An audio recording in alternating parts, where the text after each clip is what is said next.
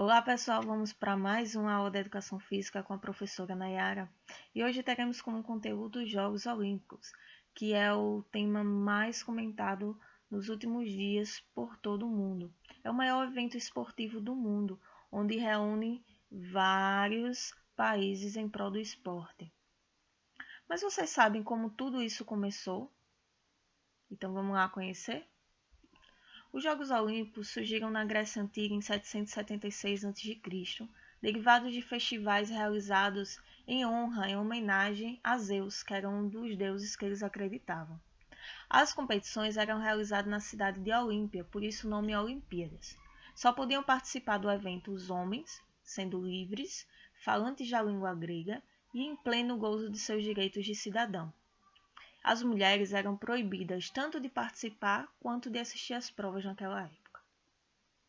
Eram realizados de 4 em 4 anos, entre os meses de julho e agosto, assim como é atualmente.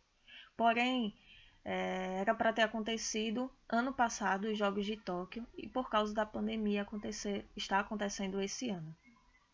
Também naquela época tinha a trégua sagrada, que quando acontecia os Jogos Olímpicos, era um acordo em que as cidades não poderiam ter nenhum tipo de guerra. 10 meses antes dos Jogos acontecerem, eram enviados mensageiros para as cidades para anunciar a realização dos Jogos e da trégua sagrada. Até 472 a.C., as provas eram realizadas num único dia, mas com o passar do tempo as provas chegaram a ocupar 5 dias inteiros, devido ao aumento do número de provas, de participantes e de espectadores. Os vencedores recebiam uma coroa de louros e eram recebidos como heróis em suas cidades de origem. Hoje em dia, os vencedores recebem medalha de ouro, prata ou bronze.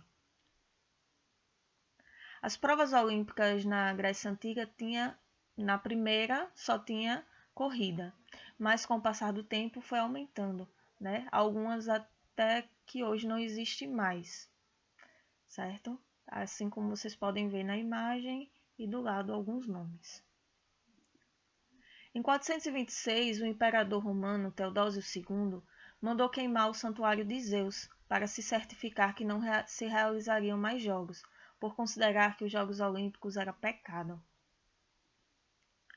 E 1500 anos depois, esse cara aí chamado Pierre de Coubertin, ele entrou para a história como fundador dos Jogos Olímpicos da Era Moderna. Inspirado nos ideais dos gregos, o Barão de Coubertin acreditava que a educação física era um fator determinante na educação moral das pessoas. A partir desse princípio, ele criou o olimpismo, uma filosofia de vida baseada no corpo, na vontade e na mente, unindo esporte, cultura e educação. O primeiro Jogos Olímpicos da Era Moderna foi realizado em Atenas, na Grécia, que é o berço dos Jogos da Antiguidade, entre os dias 6 e 15 de abril de 1896, com a participação de 280 atletas, representando 13 países. O Brasil ainda não estava nessa época, tá? O olimpismo é defendido através de 3 valores olímpicos. A excelência, que significa dar o seu melhor, sendo no jogo ou na vida. A amizade, que se refere à construção de um mundo melhor e mais pacífico através da solidariedade. E o respeito, que representa o princípio ético, que deve inspirar todos aqueles que participam dos Jogos Olímpicos.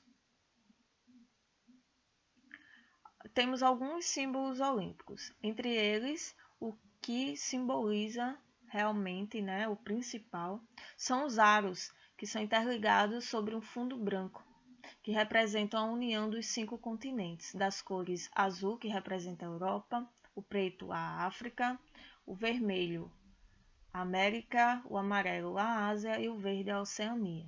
Também temos a bandeira, que carrega os aros olímpicos e é hasteada em todas as cerimônias oficiais dos Jogos.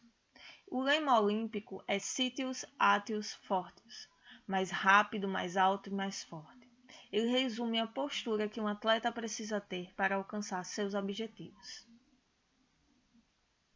A tocha olímpica, outro símbolo, é o elo entre os Jogos da Antiguidade e os Jogos da Era Moderna. A escolha de Olímpia como ponto de partida para o revezamento da tocha enfatiza esse elo. O fogo sagrado tinha como elemento purificador, anuncia o começo dos jogos e convoca o mundo a celebrá-los em paz. Lembram da trégua sagrada?